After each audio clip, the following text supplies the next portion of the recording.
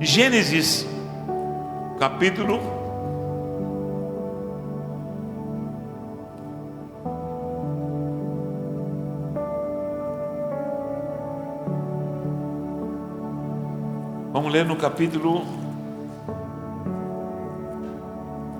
37 primeiro. Há vários passagens que eu preciso ler, porque a história é muito comprida, mas não vou me deter nessa história de José. Tenho estudado essa história de José.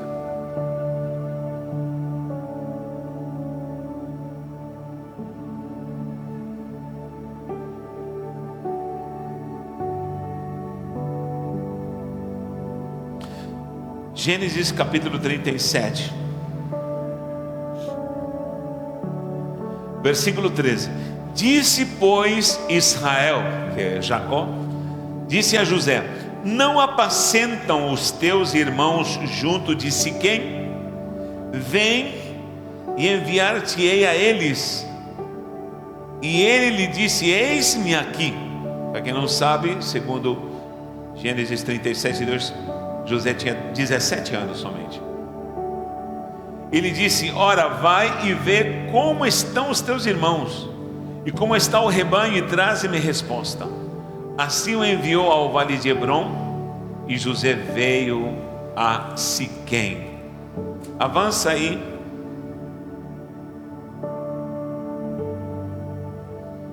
Avança no capítulo 37, você conhece a história, mas vou ler aqui o versículo 25 do 37, Gênesis 37, 25. Depois assentaram-se para comer pão, e levantaram os olhos e olharam, eis que uma companhia de ismaelitas vinha de Gileade, e seus camelos traziam especiarias, bálsamo, mirra, e iam levar isso para o Egito. Então Judá disse aos seus irmãos: que proveito haverá em que matemos o nosso irmão e escondamos a sua morte? Vinde e vendamo-lo a esses ismaelitas, e não seja nossa mão sobre ele, porque ele é o nosso irmão, nossa carne, e seus irmãos obedeceram. Meu Deus, avança aí agora para o capítulo 43. Meu Deus, essa história é maravilhosa. Gênesis 43. Agora já Israel, que é Jacó, já sabe que José está vivo. Meu Deus. Ele fala assim no capítulo 43, 11: então disse-lhes Israel, seu pai: pois que assim é, fazei isto, tomai do mais precioso. Desculpe, errei. Não é, ele não sabe que está vivo ainda. Ele pensa que é um senhor do Egito ainda. Vou contar melhor a história. Fazei isso, tomai do mais precioso desta terra em vossos sacos, e levai ao varão. Ao varão. Ele pensa que esse varão é um príncipe do Egito. Ele não sabe de nada. Um presente, um pouco de bálsamo, um pouco de mel, especiarias, mirra. Alguma versão diz nozes e amêndoas. E tomai em vossas mãos dinheiro dobrado, e o dinheiro que tornou na boca dos vossos sacos tornai a levar em vossas mãos. Bem, pode ser que esse é o erro. Amém? Pai, oramos e abençoamos que a tua palavra seja viva em nossos corações, para nos nutrir, para nos fortalecer e nos abençoar. E cremos que o Senhor já está aqui para derramar abundância, prosperidade, glória, cura, restauração ao teu povo, pelo poder da tua palavra, em nome de Jesus. Quem crê diz amém. Meu Deus, quem não conhece a história de José? Quem não conhece a história desse jovem que desde a sua infância parece que foi escolhido para coisas diferenciadas? Era filho de Jacó com a sua legítima esposa. Na verdade, ele era o primogênito. Como Raquel não tinha filhos, foram lhe dando as servas para que tivesse filho. Aí veio Rubem, Judá, e veio todo Issacar, Zebulon, Dan. Todos esses filhos foram nascendo, mas a esposa oficial de Jacó era Raquel, e o seu primogênito oficialmente nasceu muito depois que os outros já estavam adultos, e ele era mancebo, os outros já tinham 30, 40 anos, e José era o primogênito da sua amada esposa Raquel, e ele era realmente quem tinha toda a autoridade e bênção. Deus o escolheu e o separou para coisas grandes, e começou a lhe dar sonhos. Depois veio também o próprio Benjamim, que seria irmão, e aí, nesse parto do segundo filho da sua esposa legítima, ela morre no parto, e deixa a Jacó viúvo, e deixa esses 2 meninos dados como legítimos da sua amada esposa. Você conhece a história. E o seu pai se apegou a esses 2 meninos, principalmente a José. Como os outros já estavam mais velhos, eram filhos das servas, embora eram filhos amados, mas Jacó cuidava de uma maneira especial desses 2 meninos. E José recebia com certeza, como era mais novo, mais dengo, abraços, beijos, e os outros já estavam nas tarefas, cuidando do rebanho. Isso começou a causar cuidado e inveja, porque o pai amava mais. Com certeza um erro de Jacó ao fazer essa diferença entre os filhos, embora de diferentes mães. E o que piora a situação é que literalmente o pai faz uma túnica colorida, e essa túnica colorida era muito bonita, e manda colocar sobre José. Já Jacó estava como que profetizando algo especial sobre a vida de José. Para quem não sabe, a túnica de José tinha pelo menos 4 cores, porque naquele então não existiam tintas verde, amarela, não existia. Havia pelo menos naquele então 4 tintas, que eram conhecidíssimas. Quem estuda tabernáculo comigo sabe do que eu estou falando. A tinta era púrpura, carmesim, azul, oriundo de moluscos, e o linho, que era branco. E eram as mesmas cores que o sacerdote usava. Naquele tempo nem existia sacerdote ainda, e nem tampouco existia o tabernáculo. E as mesmas cores do tabernáculo estavam nessa túnica.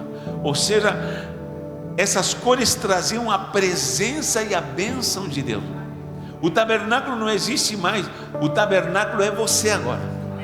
Essa casa aqui não é tabernáculo de Deus. Isso aqui é um salão qualquer, que nós, por estarmos aqui se torna um lugar especial, porque você está aqui, porque você é tabernáculo de Deus, e você é templo do Deus vivo.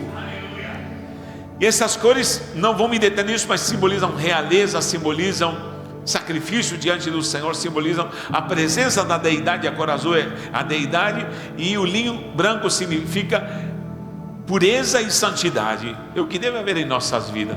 E agora, essa túnica, pelo menos basicamente, deveria ter essas cores, porque eram muitas cores, porque eram entrelaçadas essas cores, muito lindas. Era uma túnica especial. Então José já era o sonhador, José já andava dizendo que todo mundo iria se curvar diante dele. Isso já provocava. Imagina ele agora com essa roupa nova, com cores trazendo a realeza, a bênção, o sacrifício, a santidade e a deidade. Isso causou inveja. E houve certa feita onde seu pai enviou seus filhos mais velhos, todos eles, porque eram pastores, para pastagens, para Siquém. Para quem não conhece, Siquém é uma terra ao norte ali, Samaria, da terra de Israel. E ali em Siquém aconteceram muitas coisas. E justamente em Siquém estavam pastoreando, porque havia pastos verdes. E lógico, havia distância de 30, 40, 50, até 100 quilômetros para caminhar nesses desertos. E não havia WhatsApp, não havia celular, não havia contato, não havia nada disso. Como saber como estavam seus filhos? Porque a fonte de renda e da estrutura familiar estava no gado, nas ovelhas. E elas precisavam ser bem nutridas para poder depois parirem, se reproduzirem e terem novas crias, ter lã, ter abundância. Alguém me entende? E o que acontece? O pai não sabia como estavam seus filhos, porque se ausentavam por semanas, até meses se ausentavam ali. E quem envia, olha, o erro de Jacó, erro entre aspas, porque está tudo no contexto daquilo que eu designo do Senhor. Meu filho, você precisa ir para Siquém para saber como estão os teus irmãos. E ele tinha 17 anos. Levanta a mão quem tem 17 anos. Olha, quem mais? Mais uma menina. Quem mais tem 17? Tem algum varão que tenha 17? Eu tenho varão velho aqui. Todos passaram dos 17. Agora presta atenção, 17 anos. Já se espera responsabilidade. Imagina esse menino atravessando o deserto. Se crê que andou de 80 a 100 quilômetros a pé, ou talvez com jumento. Uma distância de deserto, sem bússola, sem GPS. Tem jovem que você manda lá na esquina, meu irmão, ele se perde. Mas esse jovem com 17 anos, com alegria, se prontificou, porque o pai lhe deu essa ordem, e ele diz: eis-me aqui, diga eis-me aqui. Se prontifica, eis-me aqui. E está faltando muito esse eis-me aqui no meio da igreja. E Deus está querendo levantar uma geração nova que diga eis-me aqui. E sempre Deus, esse Pai, está demandando o eis-me aqui da sua igreja. Deus vai estar demandando o eis-me aqui da sua igreja. Hoje temos uma igreja muito ensimesmada, muito egocêntrica, que só trabalha para ela, e pouco faz para o Senhor, pouco se prontifica para o serviço de Deus. Mas o Senhor está chamando a sua igreja que diga eis-me aqui. Eis-me aqui para trabalhar, eis-me aqui para servir, eis-me aqui para evangelizar, eis-me aqui para ganhar almas, eis-me aqui para servir, eis-me aqui para libertar, eis-me aqui para curar, eis-me aqui para derramar bálsamo, eis-me aqui para fazer a obra do Senhor. E ele foi lá. E quando os seus irmãos viram, quem está vindo? Lá veio o sonhador, o quê? Todos marmaram e começaram a cogitar entre eles: vamos acabar com a vida desse garoto. Esse garoto está nos infernizando a vida, se achando o máximo. Vamos acabar com ele. E lógico, queriam matá-lo. Mas Rubem, o mais velho, se levanta e diz: não. Vamos jogá-lo aqui nessa cisterna, está vazia, está seca. E eu jogaram ali na cisterna. E com certeza, José, sendo um garoto, ele se afligiu. E os próprios irmãos depois dizem, quando estava no Egito: por acaso ele não gemia e chorava para que o libertássemos? Eu te garanto que José estava lá no fundo do poço, cheio de sonhos. Quem tem sonho da glória a Deus? Quem tem promessa da glória a Deus? Agora, quem confia nas promessas, grite aleluia. Você crê que Deus é contigo? Quem está esperando ruína para a sua vida? Quem está esperando desgraça para a sua vida? Ninguém. Agora, quem está esperando bênção de Deus na sua vida? De fato, mexe a mão quem está esperando, só para saber. Quem crê nas promessas do Senhor, a bênção para a sua vida, a bênção para a sua casa. E esse é o desígnio santo do Senhor. Embora muita gente pensa que Deus se esqueceu dele, eu te digo: Deus não se esqueceu de você. Há sonhos, há promessas, há bênção. Há aqui no mínimo de 8.000 a 20.000 promessas que precisam se cumprir, e andam buscando um endereço para bater na sua porta e se cumprirem essas promessas. Quem recebe em nome do Senhor? Diga assim: pode vir que eu quero. Você quer? Agora, problema, a gente está evitando o problema, está dispensando o problema. Agora, e tem gente que gosta de se meter em problema. Você sai de problema, rapaz, não se mete em problema. É ou não é? Não se mete em problema. E tem gente que gosta de se meter em problema. Agora preste atenção. Deus tem bênção para a sua família. Tem sonho. Agora José é sozinho, tem promessa, carrega uma túnica linda, preciosa. E ele andava para todo lugar com essa túnica, meu Deus do céu. Não sabe que estão armando contra ele. Está chorando agora no poço. As promessas acabaram? Me responda, as promessas acabaram? Deus acabou? Meu irmão, o sonho morreu? E está lá no fundo do poço, sem comer. Não lhe deram de comer. Não dá para detalhar aqui toda a história, mas não lhe deram de comer. Estava esfomeado lá no fundo do poço, chorando. Ele gemia. Por acaso ele não gemia? Ele suplicava para que o libertasse. Quem sabe ele dava: oh Rubens, como um mancebo de 16, chorando com certeza. Quem sabe se ralou todo ao cair lá naquele poço. Rubens, Judá, me tira daqui, pelo amor de Deus. Meu pai me mandou aqui. Quem sabe ele gemeu, chorou, suplicou, e não lhe deram ouvidos. Sabe o que eles foram fazer? Se assentaram para comer pão, e o menino lá, o mancebo, no poço. Onde está esse Deus de promessa, querido?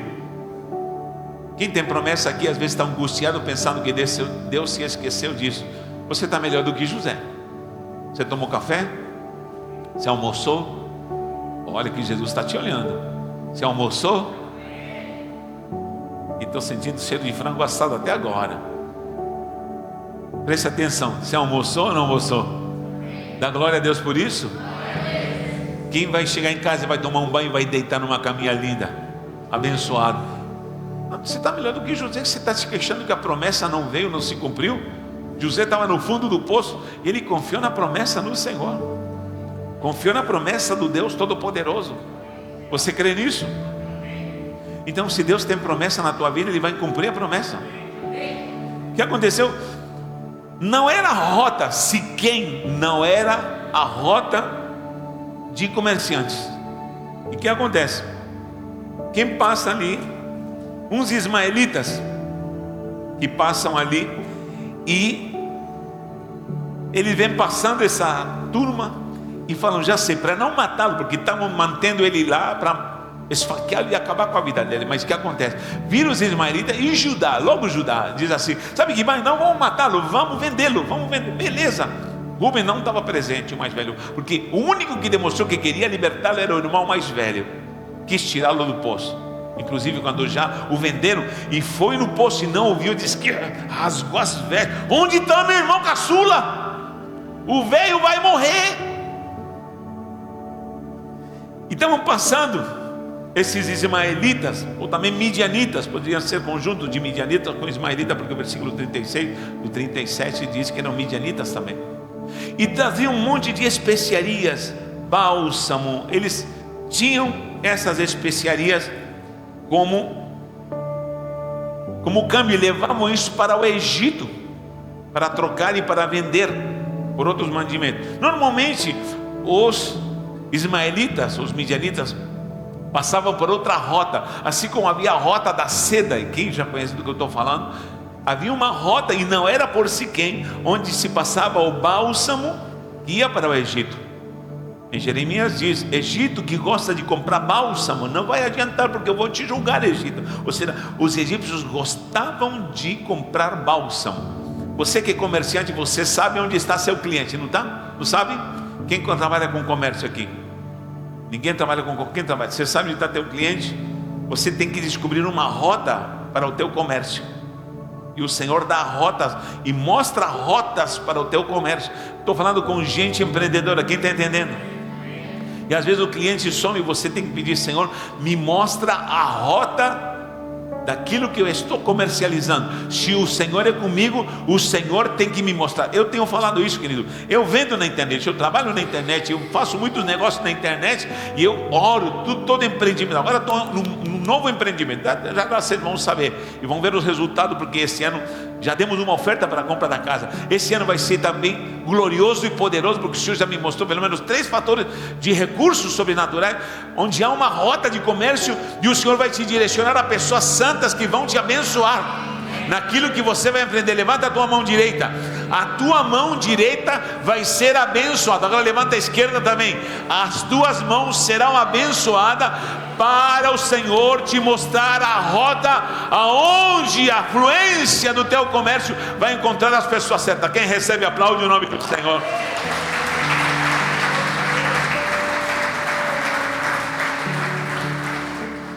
Ah, pastor, vende o chup-chup. Deus vai te dar sabedoria como vender esse chup-chup.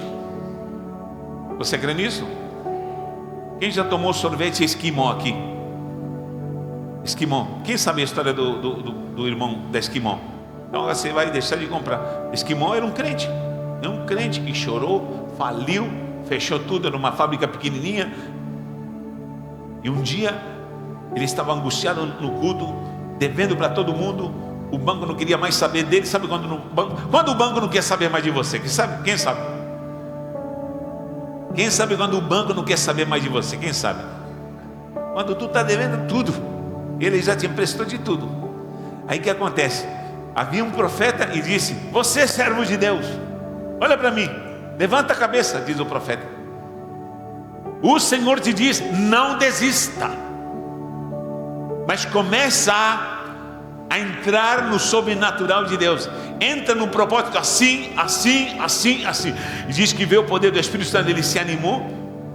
Ele conta essa história, contou num podcast essa história, e ele conta chorando, mas ele conta chorando. E ele fez votos diante do Senhor, propósito diante do Senhor. E o que aconteceu? Nesse mesmo mês, algo sobrenatural aconteceu. Querido, a empresa faturou milhões, porque veio algo sobrenatural e algo foi promovido pelo Espírito Santo. E a Esquimó está tomando conta do Brasil. E que bom que se cuide, porque Deus está trabalhando na vida desse homem. Dá até vontade de tomar sorvete da Esquimó, não é? Mas vai lá primeiro no Ailton. Ailton está na fila aí. Ailton está na fila. Alguém está aqui? Tu crê nisso? Deus pode te mostrar a rota de algo que vai produzir sobrenaturalmente. Preste atenção. Mas não era a rota. O que aconteceu com os ismaelitas que os fez passar ali em Siquém, onde havia um jovem, Rodrigo? Um jovem que tinha promessa, que talvez estava no fundo do poço, esquecido, chorando, prestes a morrer, porque o destino era matá-lo, nós vamos degolá-lo. E Deus fala assim: ei, ismaelitas, podem passar por aqui, porque vocês vão dar carona para um menino que eu vou cumprir as promessas na vida dele. Há uma rota sobrenatural. Ei, Deus vai mudar rotas de gente poderosa só para te abençoar. Deus vai mudar. Eu vou falar de uma vez, se tu está entendendo, se manifeste. Deus vai mudar rotas de gente poderosa só para fazer coisas gloriosas na sua vida e cumprir a sua promessa. Só quem crê, exalte e glorifique o nome do Senhor. Eu creio nisso. Eu creio nisso. Eu creio nisso. Quantas vezes Deus mudou a rota de muitas pessoas por causa de promessas que estavam na minha vida. Eu posso testificar sobre isso. Você crê nisso? E o que aconteceu? Iam passando: ei, ismaelita, vem cá, nós vamos matar esse rapaz. Vocês querem comprar? Não era escravo, era o irmão. Olha que maldade, que dolo. Rubem não estava, o irmão mais velho. A família tem que ter um irmão mais velho, uma irmã mais velha. A Eunice sempre foi imparcial em casa. Eu posso testificar. Já tivemos rixas entre irmãos aqui. Tivemos sempre rixas. Mas eu sempre observei uma coisa. A Eunice, a Karen pode testificar, sempre era imparcial, estava ali, mediando todo mundo. Eu digo isso para louvar o nome do Senhor. De repente o demônio descia nela também. Mas sempre a Eunice estava ali mediando. A mais velha estava ali mediando, estava ali intercedendo aqui, tal. E eu sempre via a Eunice, minha irmã mais velha, sempre. Chama a Eunice, Eunice. Graças a Deus, nunca me deu um cascudo. Não precisa. Se me desse também ia ficar ruim. Mas olha, o irmão mais velho significa experiência. Rubens é esse irmão experiente. E sempre haverá alguém mais experiente para te dar um conselho e para te poupar. Tem jovens aqui. Ouça o conselho de alguém que é mais velho do que você. Ouça o conselho de alguém que tem mais experiência que você. O problema é quando um velho se manifesta como jovem, anda igual criança, e não se manifesta mais como pessoa sábia, estruturada, para dar conselho. Porque os anos de luta que você passou são para ensinar os mais novos, são para doutrinar a quem precisa. E nós precisamos disso. Agora presta atenção. Estavam carregando, diz que estavam levando bálsamo, estavam levando especiarias, mel. Esse era um material essencial que eles transportavam para o Egito. Diga: bálsamo, mel, especiaria, mirra, nozes, amêndoas. Imagina aqueles camelos carregados de coisa linda, meu Deus do céu. E José está com fome e o vendem como escravo. Quem sabe o amarraram, ou colocaram em cima de um jumento, ou foi a pé. E ele também estava sentindo só cheiro daquela comida, sem direito a nada. e chega no Egito e é vendido como escravo. Não vou entrar em detalhes na história de José, mas o que acontece? José é caluniado, José é preso, está na cadeia, e ele é bênção do céu em cada lugar. Sempre ressalto isso, não posso deixar de falar.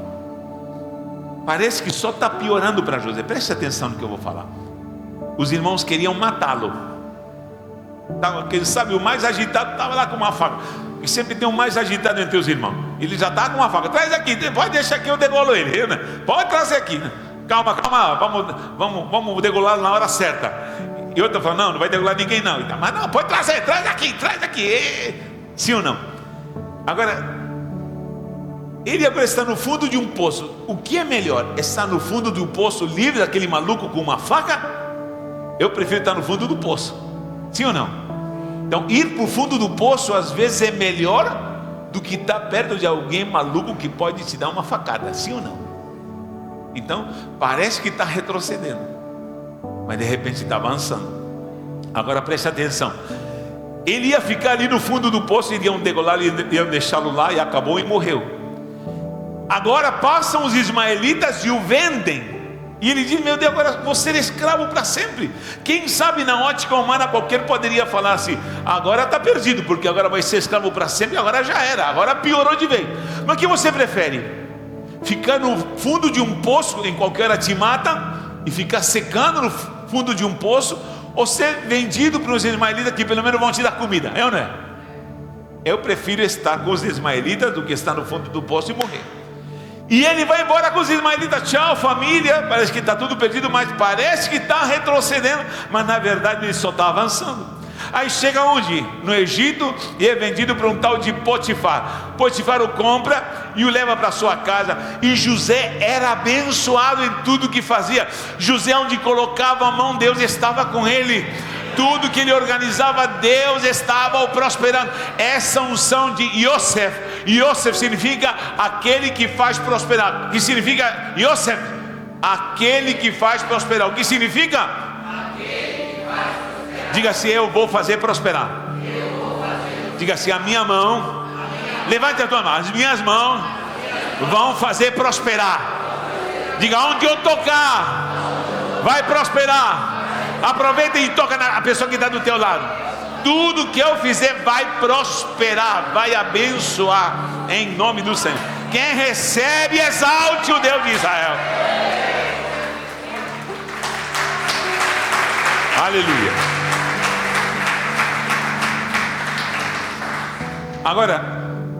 Agora estou perdido, porque agora está perdido o Josézinho. Por quê? Porque agora ficou numa casa ali, vai ficar para sempre condenado, está aí, acabou a sua história. Que já foi vendido, já era. Antes estava com os ismaelitas, agora está vendido já no Egito, agora já era, está condenado. Mas o que você prefere? Ficar na praça pública sendo oferecido como mercadoria, comendo de vez em quando? Ou estar na casa onde vão te dar roupa nova, onde vão te dar as refeições e tudo vai estar na sua mão? Porque Potifar falou assim, agora você vai ser o mordomo na minha casa. Eu prefiro estar na casa de Potifar. Quem dá glória a Deus por isso? Só que a bênção da casa de Potifar veio com um brinde do diabo, que chama-se esposa de Potifar, e começou a seduzi-lo. E eu te garanto que José era um cabra bonito. Não olhe para mim não, ele era um cabra bonito. Era um moreno alto, né? Imponência, cara de judeu, semita, talvez os olhos profundos, e com certeza era um mancebo, ao ponto da mulher do patrão querer sair com ele. Vamos lá. E todo dia eu perturbava. O que aconteceu? Chegou uma hora, você conhece a história, e falou, sai de mim, não quero. Soltou a túnica, soltou tudo que estava ali, mas saiu correndo. E o que aconteceu? Ela o caluniou, e ele foi julgado, ele foi para a cadeia. Agora você pode falar, agora acabou a vida de José. Meu irmão, o que você prefere? Estar na cadeia ou estar do lado desse endemoniado? Eu prefiro estar na cadeia. Quem está entendendo diz amém. Estou falando para homens santos. Eu prefiro estar na cadeia. Estou falando por mim. Eu prefiro estar na cadeia, estou avançando, do que estar do lado daquela perturbada. O que aconteceu? Está na cadeia, ele continua adorando. continua exaltando, bendizendo, e começa a ser usado ainda na cadeia, começa a revelar sonhos, começa a exaltar o nome do Senhor, revelando sonhos. E aí tem a história do padeiro, tem a história do copeiro, tudo acontece segundo a ordenança do Senhor. Preste atenção, até então na cadeia se crê que se passaram ao redor de 15 anos. 15 anos. 15 anos. Tinha ao redor de 32 anos quando ele vai diante de Faraó. Já era de maior idade. Qualquer um poderia falar: esqueceu de mim porque passou-se o tempo. E cadê o sonho? Cadê a glória? Cadê a lua e as estrelas? Cadê tudo aquilo que Deus prometeu, meu irmão? Tem gente que está um ano clamando ao Senhor e acha que Deus se esqueceu dele. Eu te digo, não se esqueça que o Senhor está trabalhando. Não se esqueça que Ele está operando. E não se esqueça que Ele vai agir de uma forma gloriosa em nome do Senhor. Você recebe? O que aconteceu? Passa todo aquele mistério. Falei que não vou entrar em detalhes. E ele vai para ser governador. Ele sai porque ele revela os sonhos de Faraó. E graças ao Senhor, o Senhor o exalta. Ele dá tudo nas suas mãos. Deus o abençoa, lhe dá uma esposa. Filhos nascem, 2 filhos nascem. E debaixo de Faraó, ele se tornou um governador que tinha todo o poder e autoridade na mão dele. Vocês estão entendendo? Meu irmão, o Egito era como se fosse United States of America dos dias de hoje. Os Estados Unidos, chegar nos Estados Unidos e se tornar um governador. Eu vejo um secretário ali, um cubano, que sofreu muito. É o Rubio. Marcos Rubio, é o Rubio, Marcos Rubio, e ele é o ministro de confiança ali do Faraó, do Trump. Vocês entenderam, né? E o Trump, que é o Faraó, tem o Marcos Rubio, que esse Marcos Rubio, ele não é, acho que o Faraó não tinha topete loiro, mas esse é o Faraó loiro. Estava ali, e esse camarada está sendo um vaso crucial para administrar tudo o que é esse ministério, entre tanto o ministério do presidente Trump. Agora preste atenção, ele chega lá e comanda tudo, e começa a organizar, começa a juntar um quinto, começa a haver colheita, porque haveria um período de 7 anos de abundância e 7 anos de muita escassez, e começa a organizar celeiro, começa a construir celeiro. Querido, o Senhor vai te dar unção para construir celeiros. O Senhor vai te dar unção para começar a juntar. O Senhor, meu Deus, eu pulava da cadeira se eu fosse você, mas fica aí do jeito que você está. Olha, se Deus tem plano na sua vida, o Senhor vai começar a te dar estratégias sobrenaturais para você começar a granjear, e esses celeiros sobrenaturais vão vir nesse poder administrativo, e você vai começar a ser um gestor de coisas grandes, sobrenaturais, e o Senhor vai começar a te conectar, fazer pontes. Tem gente aqui, quem sabe vai para a Europa, tem gente aqui que vai para os Estados Unidos, tem gente que vai conectar com outros estados, em nome do Senhor Jesus. Toma posse disso em nome de Jesus. Eu tenho aluno no Japão, tenho ao redor de uns 10 alunos no Japão, são brasileiros e outros descendentes são japoneses que falam português, filhos de japoneses que veio para cá e foram para lá, embora nasceram no Brasil, mas são japoneses, e estão lá.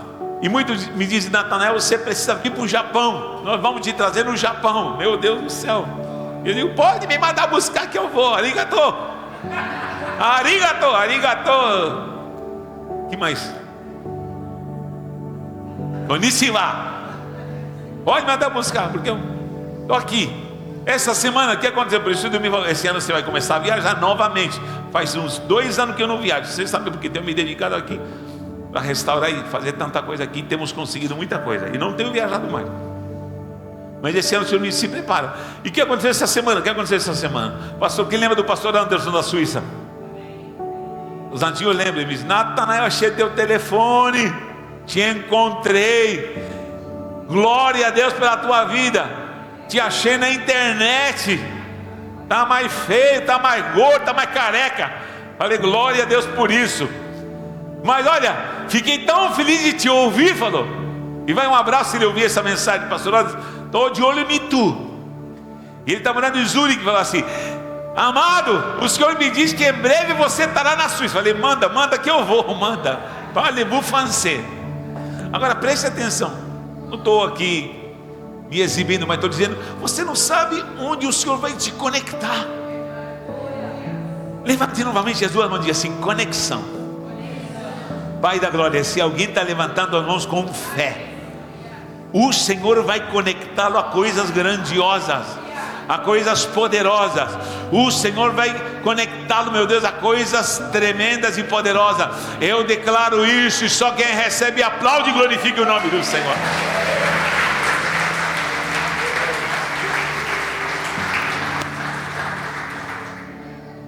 É lógico que vamos tudo pela graça do Senhor. Eu não gasto nada. Quando eu viajo, Deus tem obras a fazer, e graças ao Senhor, Deus sempre tem trabalhado assim. Agora se prepare, Deus vai te levar para lugares que você não imagina. E se Deus tem um plano aonde que seja, essa conexão pode ser do outro lado do mundo, como pode ser a casa do teu vizinho, porque de repente há muito tempo que você não se conecta com o teu vizinho, e você precisa salvar, libertar, curar, restaurar essa vida. E o Senhor manda dizer aqui: tem alguém aqui que não fala com seu vizinho, e o Senhor te diz: eu vou te usar para libertar esse endemoniado. Vou falar de novo se você não entendeu. Deus vai te conectar com coisas sobrenaturais. E tem gente aqui que Deus vai conectar até com o vizinho, e Deus vai te usar para você resgatar essa alma. Eu creio nisso, para a glória do Senhor. Amém? Toma posse em nome de Jesus. E terminando, preste atenção. Sabe o que aconteceu? Houve fome e José está próspero, abençoado, as promessas se cumpriram. Mas lógico, ele está triste, porque há quantos anos não vê seu pai? Ele perdeu o contato com a sua família por causa de inveja, de maldade. E aí surge a questão: quanta gente aqui está sofrendo com traumas de família, com traumas terríveis de família? Quanta gente aqui foi-lhe privado às vezes de estar com entes queridos? Quanta gente por sentimentos malignos, presta atenção, por sentimentos malignos, por ações maléficas dentro de casa ou dentro da família, foi privado. Tem gente que foi privado da sua inocência, porque dentro de casa foi estuprado, foi violentado. Tem gente que foi privado da alegria de estar com seus pais juntos, porque os seus pais se divorciaram e não pensaram nos seus filhos. Quanta gente aqui, anos, ficou privada de ter um pai que o abraçasse, que o amasse e o beijasse, porque o seu pai era um responsável e se foi e se mandou. E quanta gente foi privada e perdeu anos de história da sua vida, porque não teve uma mãe responsável, amorosa, que o cuidasse.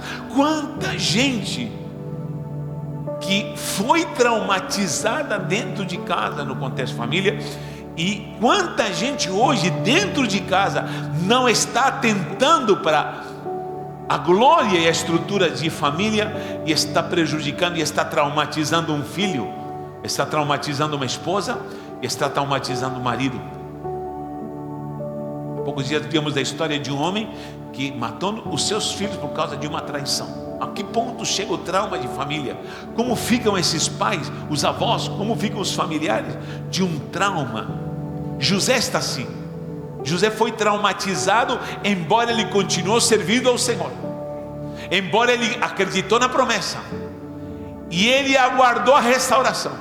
E eu vou te falar, há muitas coisas que talvez estão pendentes na sua vida até o dia de hoje, de coisas que foram privadas na sua vida, há coisas que te limitaram na tua infância, e coisas que te machucaram por causa de conflitos e traumas familiares.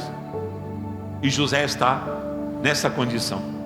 Mas o que acontece? Quem chega lá, meu Deus, já comanda os 11 para o Egito, para levar dinheiro e comprar, porque havia fome na terra. A tal ponto era fome que eles tiveram que ir para o Egito. E chegam lá, e José, já vestido de egípcio, eu te garanto que está tudo maquiado como egípcio, quem sabe estava careca, quem sabe estava com todos os seus aparatos, e ele está no comando de todo o tesouro, ele está na administração de tudo. Mas quem vem? Avisam para ele: ó, chegou uma turma de hebreus, israelitas. E ele sabe, o seu coração já, eu estava avisando, porque ele era um homem de revelação, e sabia: está chegando a turma dos teus irmãos, os que te venderam, os promotores de inveja, os que quiseram te matar, os que quiseram te prejudicar, os que te prejudicaram, os que causaram dano na tua história, os que te privaram de ver teu pai, os que te venderam como escravo. Estão vindo aqueles que te tiraram da tua família, da tua tenra idade de 17 anos. Você nunca mais viu teu irmão Benjamim, você nunca viu mais o teu pai. Como será que está seu pai? Olha quantos traumas, quantas privações. E José tem tudo para se vingar, tem tudo para acometer contra a vida desses homens que são seus irmãos. Mas José começa uma estratégia, porque Deus o está guiando para a sua restauração. Precisa se cumprir. Quando manda chamá-lo, eles vêm e se curvam diante dele. Sabe o que acontece? Ele lembra da visão, quando os feixes se curvam diante dele, e ele vê a promessa se cumprindo. Agora José está próspero e abençoado. Mas presta atenção, é a hora da vingança, é a hora da vingança. E eu vou lhe falar: sabe o que é isso? É a demonstração do poder na mão de alguém. E sempre se diz: quer conhecer alguém, dê poder para essa pessoa.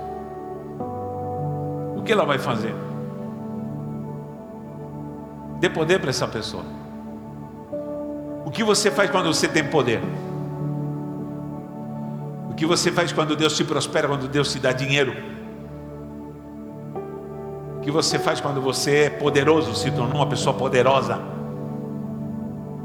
Quando você está humilde, simples, você ora, clama, vem orar, chorar na vigília, evangeliza, faz a obra.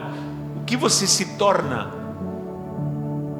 quando o Senhor cumprir a promessa e te der poder? Eu vou te falar: o Senhor quer te dar poder, porque o monetário é poder, o poder das finanças é poder. Só que isso envolve outras coisas, porque sempre o poder monetário está ligado à capacitação. E há muita gente que Deus vai capacitar com poder. E há também dons, porque há gente que Deus lhe dá profecia, isso é poder. Há pessoas que Deus lhe dá o poder da palavra. Tem pessoas que Deus vai lhe dar o poder de ministrar. Há pessoas que Deus vai lhe dar poder de fazer alguma coisa. E eu vou te falar, não é de hoje que eu prego e eu ministro a palavra. Pela misericórdia, já são algumas décadas que eu ministro. E eu vi muita gente simples Deus lhe dá poder, dons, ministério, lhe dá dinheiro, lhe dá posses, lhe dá resultados, lhe dá... A pergunta: o que essas pessoas fizeram com esse poder? E vi muita gente fiel, que mesmo com profecia, com autoridade, com ministério, se manteve fiel. Mas lamentavelmente vi muita gente que se perdeu, porque realmente foi lhe dado poder. Pergunte para a pessoa do lado: quem é você com poder? Não tenha medo de perguntar, pode perguntar com autoridade: quem é você com poder? O que você vai se tornar com poder? O que você vai fazer com poder? Preste atenção: será que com poder você vai continuar se sujeitando? Será que com poder você vai continuar obedecendo? Será que com poder você vai continuar humilde? Será que com poder você vai continuar amoroso? Será que com poder você vai ter graça para dizer: eis-me aqui? José falou: eis-me aqui para o pai. E ele sabia que estava indo no meio de lobos. Quem é você? Quer conhecer alguém? Dê poder para essa pessoa. E olhe para mim, eu já vi pessoas que nunca tiveram uma roupa boa para vestir, e vieram para Jesus e Jesus abençoa. Vou falar de novo: Jesus abençoa. E eu vi pessoas que por causa de uma roupa e de um sapato mudaram. Até a maneira diferente de andar. Antigamente andava com aquela roupinha, andava assim. Agora com essa roupa é diferente. Já viu gente assim? Mudou até a maneira de andar. Estou falando besteira, gente? Naquele tempo que nós separávamos, lembra dos 12? Separávamos 12. E era dando um botão, e chamávamos aqui na frente os 12. O Leandro foi chamado, meu irmão. Era colocado um botão aqui. Agora você vai ser um 12. Meu Deus do céu, quem que não queria ser 12? Só que muita gente, quando não era 12, lavava banheiro, passava pano de chão, estava sempre sorridente, abraçando as pessoas. Mas só foi lhe colocar um botão de 12. Isso já passou na nossa igreja, no tempo dos 12. Eu já fui dos 12, viu? Levanta a mão quem já foi 12 aqui. Não precisa não. Mas só foi colocar o botão, não queria mais passar rodo. Não queria mais lavar banheiro. Estou brincando, é brincadeira. Estou brincando com ele, isso é brincadeira.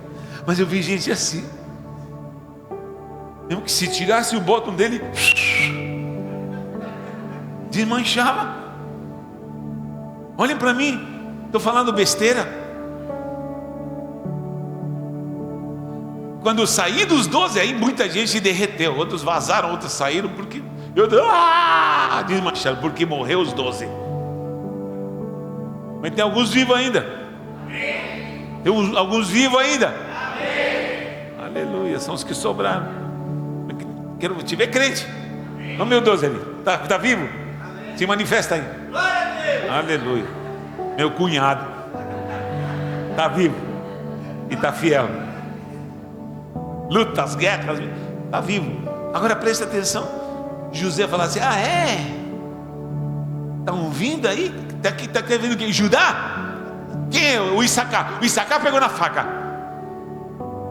Retrospectiva. Anotei tudo aqui. Ah, já sei. Aquela cadeia lá do Egito, masmorra, não sei de onde, vai para fulano, ciclo. Meu Deus, eu e você faríamos isso. Mas quando José vê os seus irmãos, não aguentou.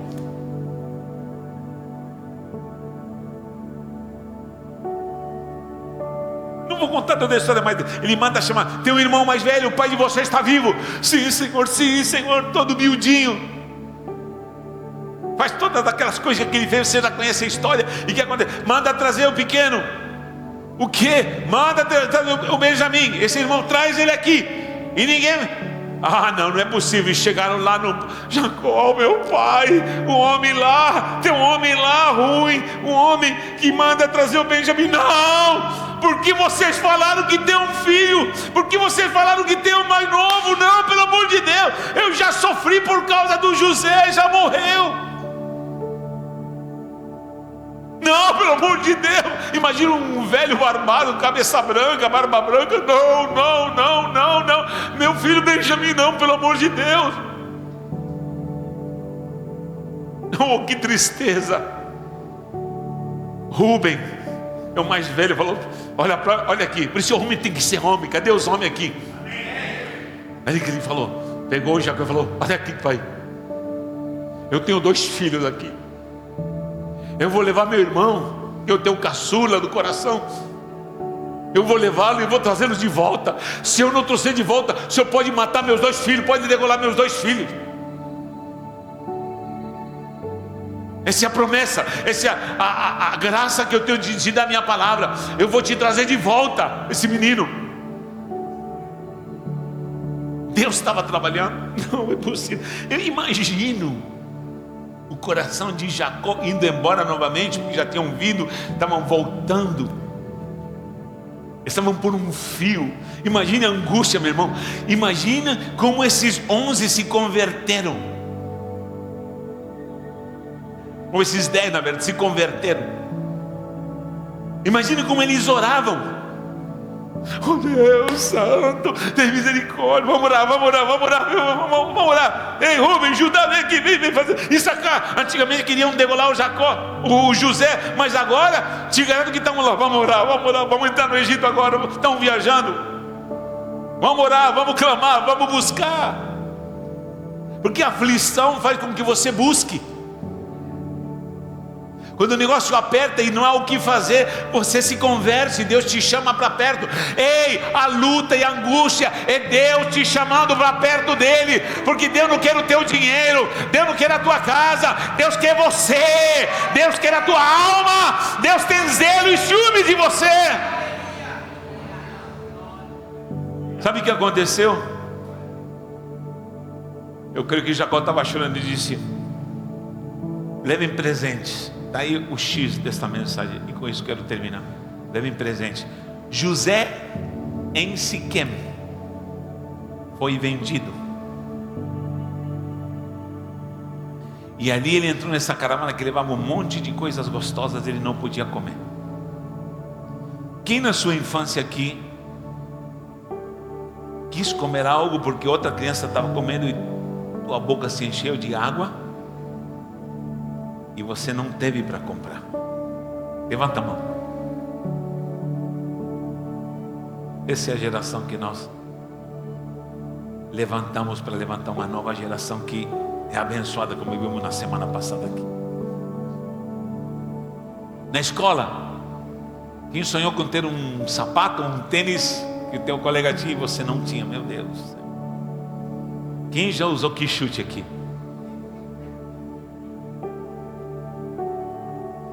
Conga.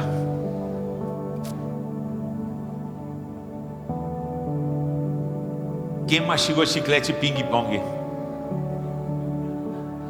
Meu Deus do céu, ajuda-me, Senhor.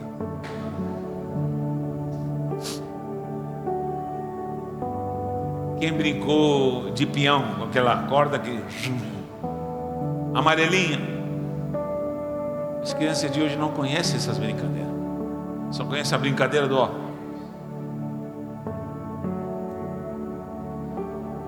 Preciso terminar, preste atenção. Aí chegam diante de José novamente, e chega aqui então trazendo Benjamim, e começa todo aquele conflito de novo. E podia julgá-lo porque os colocou à prova, podia ali fazer um estrago. Mas quando vê a Benjamim,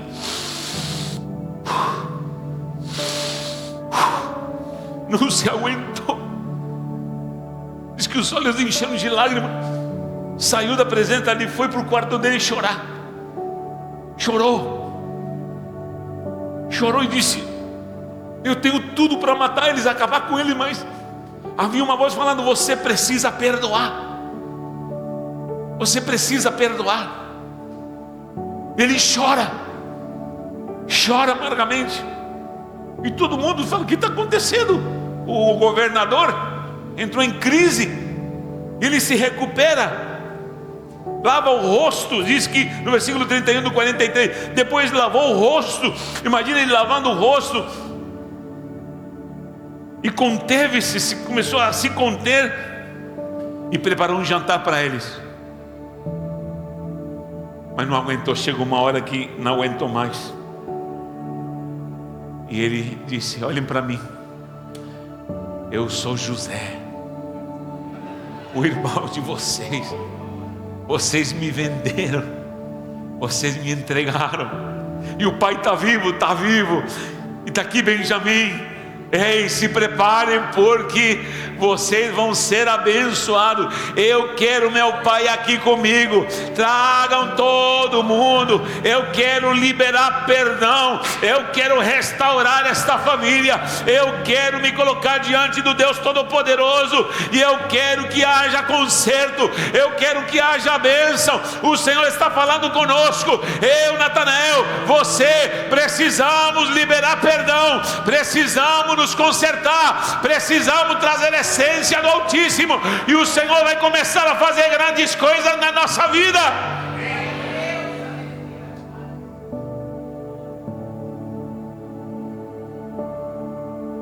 Quando ele se revelou, diz que abraçou a Benjamim, e diz que levantou a sua voz e chorou.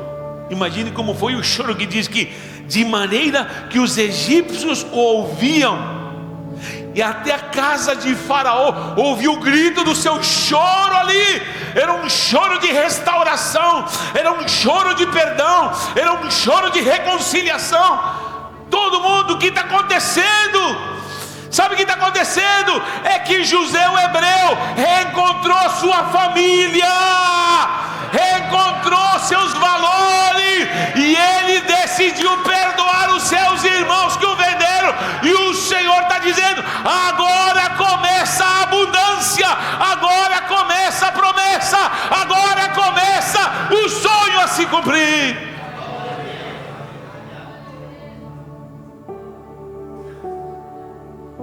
Ali se abraçaram, choraram, o Egito inteiro. E o que aconteceu? Falam para Faraó, e Faraó: manda buscar teu pai, todas as crianças, todas as mulheres, teu gado, manda trazer tudo. Mandaram carruagem. Imagine, irmão, vindo aquela turma buscar Jacó. Sabe quando a polícia federal vai na tua casa? Que aprontaram esses meninos, meu Deus do céu. O Bope está aqui, meu Deus, algo aconteceu. Carruagem de Faraó, o Bope está aqui. Calma, ei, tem uma surpresa para o Senhor. José está vivo. José está vivo. Agora presta atenção, por que aconteceu esse milagre? Porque era o desígnio do Senhor, mas Jacó foi um homem espiritual, não sabendo que era José. Ele mandou as especiarias e os frutos para saciar a alma de José. Mesmo que Jacó não sabia que ele tinha sido vendido para homens que carregavam essas especiarias, ele envia essas especiarias. Sabe o que significa bálsamo? Significa perdão e restauração. Quando Jacó está indo embora, nem sabe que ele é o seu filho, mas ei, é um Senhor que está apavorando meus filhos e quer talvez prender meus filhos, e tem ódio contra meus filhos. E eu sinto isso ao ponto de levar meu último filho, que é Benjamim, manda para ele o de mais precioso que eu tenho, que na hora da luta o Senhor vai demandar de você o mais precioso que você tem. E às vezes o mais precioso vai ser perdoar, liberar perdão. Embora nos machucamos, embora somos não muito bons, embora temos atrito, ei, o Senhor sabe que dentro de você tem especiarias de bênção. Dentro de você há algo que Ele colocou sobrenatural. Embora, meu irmão, você é durona e você é durão, há algo glorioso. E é nessa hora que você vai ter que manifestar. Jacó já tinha feito muita coisa, já tinha lesado o seu irmão Esaú, e tanta coisa aconteceu. Mas o Senhor está falando: há algo precioso que eu coloquei dentro de você. É a unção de um bálsamo de glória. Não deixa o ódio tomar conta, porque o ódio vem, a tristeza vem, a ira vem, sim ou não, a revolta vem. Eu sei que você tem sofrido, eu sei que você tem apanhado, eu sei que você está passando luta, mas não deixa a ódio, a tristeza, mas há algo mais profundo que eu coloquei.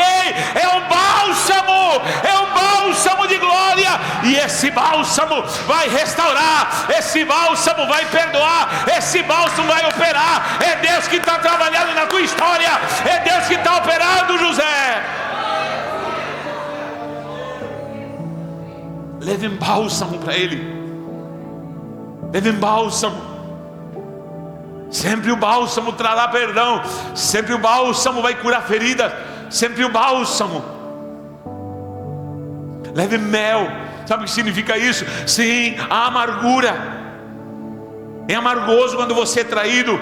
É amargoso quando alguém que você considera fiel começa a ficar infiel.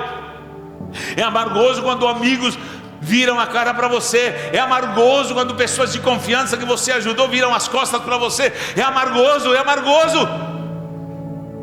Mas lá no fundo eu coloquei mel em você. É amargoso quando você é perseguido. É muito amargoso quando você vê resultado que você não esperava. Mas o Senhor está falando: há uma palavra que tem sabor de mel. que foi guardada no teu coração.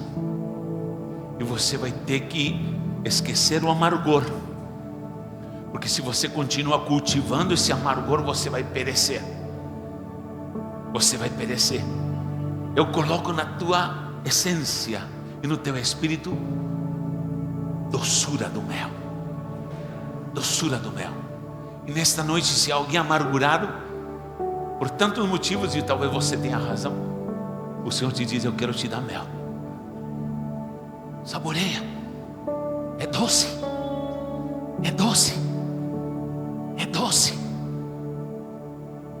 Não deixe a amargura, não ouça a amargura do diabo. Ela é doce, ele é mel. Tenho visto tanta gente passar por aqui, e se fosse para me guiar pelo ódio, pela amargura, pelo rancor, porque somos humanos, eu te garanto que eu não estava aqui pregando hoje. Ele estava dando esse sorriso para você. E tanta gente, porque também somos maus. Sabe qual é o problema da gente? É que nós queremos que todos gostem de nós, sim ou não? Você gosta que alguém não goste de você? Você não gosta. Leandro, você gosta que todo mundo goste de você? Sim. Mas sabe qual é o problema? Você não gosta de todo mundo. Olhe para mim, não se faça de sons. Você não gosta de todo mundo. Há pessoas que você não gosta. E se você não gosta, porque todo mundo tem que gostar de você? Hello, alguém está aqui hoje? Pense em uma pessoa que você não gosta. De repente aqui alguém pensou em você. E está do teu lado.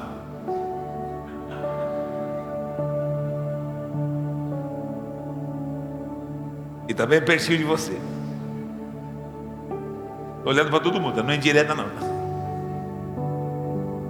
Ela já pensou em... Você nem sabe. Amém ou não?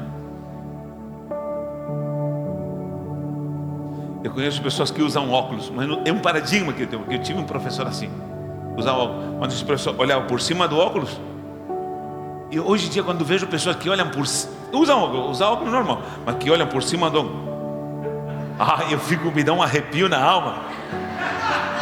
Eu tenho que ser liberto disso. E tem pessoas aqui, ô pastor, pelo sangue de Jesus tem poder. Eu já dou 3 passos para trás. Lembra que quando falam bravo, eles não gostam de olhar pelo óculos, eles gostam de olhar por cima do... O que você falou? Jesus, amado, eu me derreto todinho. Nossa Senhora. Nossa Senhora não. Brincadeira. Agora preste atenção. Nós precisamos de mel. Sorria. Olha para a pessoa do lado e finge que você tem mel.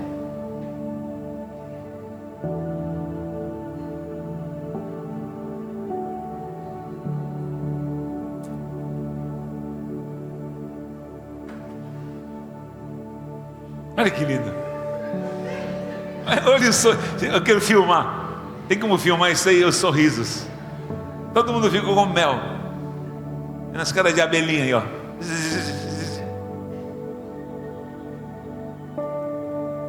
O Senhor me mandou pintar uma abelha. Eu pintei, vou mandar no grupo da igreja, vou mandar o quadro que eu pintei de uma abelha. Voando, procurando mel. O Senhor me disse: você precisa de mel. Meu irmão, às vezes fico amargurado. Às vezes tem umas pessoas que me deixam amargurado, às vezes. E o Senhor me diz: mel. Mel. Alguém precisa de mel nessa noite?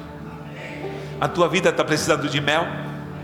Não peça ao Senhor, é a sua palavra, mais doces do que o mel e o destilar dos favos, essa é a tua palavra. Dá glória ao Senhor por isso.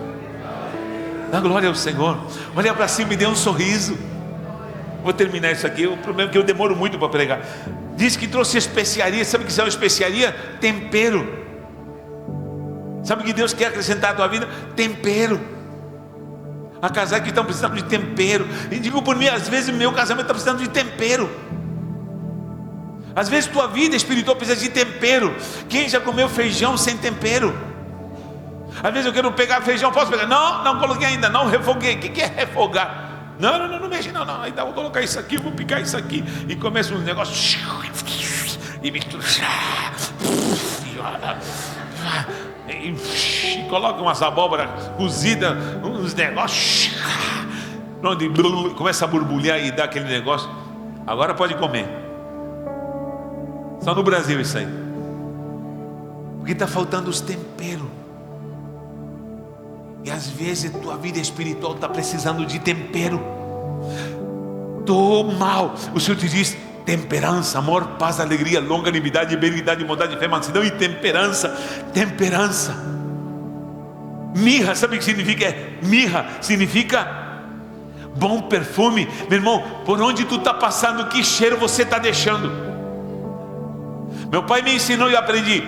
Meu pai usava muito perfume. Por que usa tanto perfume? Ele falou: aprende. Homem que nasce feio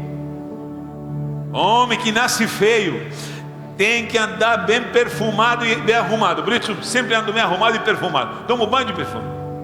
Passo aqui. Para a pessoa chegar aqui, quando me vê a feiura, diz assim: tá cheiro, pelo menos tá cheiroso.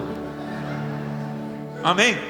Uma vez fui para um hotel, num coach, fizemos lá PNL e coaching com o pastor Antônio. E eu sempre acordava cedo para ir e subir já para o desci, não lembro bem, para o do café da manhã. E quando ele chegou, ele disse para a esposa, no dia que ele estava aqui, falou: o que aconteceu? Não, que quando eu entrei no elevador, eu disse: o Natanael já desceu. Como assim o Natanael? Como você sabe? O Natanael já desceu. Olhe para cá. Como você sabe? Não, porque quando eu entrei no elevador, estava o perfume dele no elevador. Isso é físico. Agora, que perfume você anda deixando por aí? Quem você conversa? Olha para mim. Quem já apertou minha mão? Quem já apertou minha mão aqui? Pois é, eu coloco um chip quando aperto a mão. E eu escuto tudo que você fala de mim.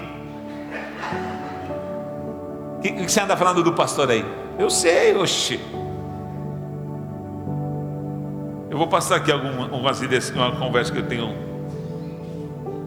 Não, deixa para outro dia melhor. O que você anda falando do pastor?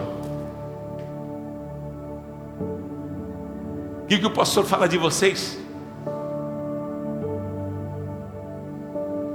Uma vez um pastor me disse: por que quando você fala da sua igreja, parece que é a igreja mais linda do mundo, parece que não tem problema? Sabe que um pastor me disse: me dá vontade de largar a minha igreja e congregar com você. Eu quero conhecer essa igreja. Olha para a pessoa do lado, queria conhecer você. E eu louvo a Deus porque vocês são lindos. Vocês não me dão problema. Vocês são cheirosos. Vocês são amáveis. Tirando os demônios, vocês são tudo isso. Em nome de Jesus, vocês são perfumados. Leve perfume, leve nozes. Sabe que nozes, ou pistache, como diz, ou outra versão diz, outra palavra, mas presta atenção, significa prosperidade. Leve prosperidade, esse inimigo vai se apaziguar. Leve nozes, símbolo da prosperidade. E leve amêndoa, sabe o que significa? A vara de amendoeira que estava na arca significa promessas de Deus. Há promessas de Deus que vão se cumprir na sua história. A amendoeira é promessa de Deus. O que vê Jeremias? Eis que vejo uma vara de amêndoa, era choque em hebraico. Eis que eu velo para cumprir as minhas promessas. Ele chega lá e avisam para Jacó: Jacó, José, dá glória a Deus, José está vivo e ele manda te chamar. Diz que o velho estava encurvado, diz que se levantou e ressuscitou e ficou revigorado. Imagina o que? Meu filho está vivo? José, eu quero viajar, eu quero me levantar, vamos. E pegou com malicuia, levaram tudo para o Egito e ali moraram abençoados por longos anos. Quem crê nessa palavra? O Senhor quer te prosperar. O Senhor quer te dar poder. O Senhor quer te dar poder. O Senhor quer te enriquecer. O Senhor quer te dar dons. O Senhor quer abrir a janela do céu. O Senhor quer te exaltar. Mas o que você vai fazer com seus inimigos?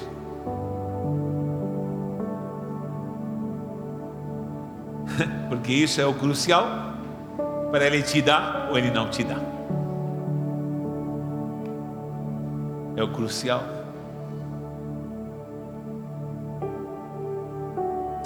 Se eu pudesse. Você não vai poder nunca. Mas um pastor, outro pastor, porque já lidei com muitos pastores, você dá muita moleza. Se eu fosse o pastor dessa igreja, eu falava assim, não ia ter nenhuma ovelha. Que o Senhor te abençoe. Feche os seus olhos.